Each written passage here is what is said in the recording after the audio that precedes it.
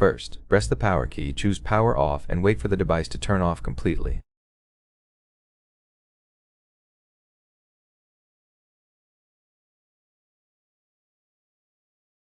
Use the combination of power key and volume down, hold both together.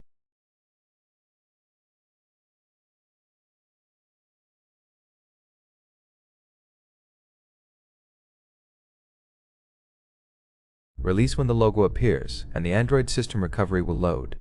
Navigate with volume keys and confirm with the power key. Scroll down to Wipe Data Factory Reset and confirm. Scroll to Yes and confirm again. The device is performing the hard reset and erasing all data. When recovery appears again, press power key to reboot system now.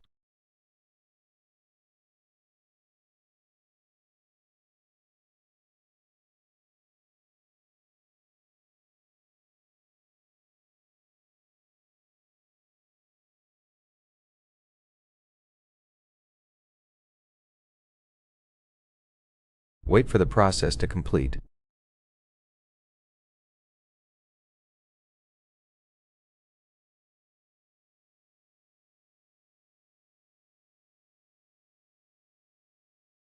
The welcome screen appears with no pattern or password protection.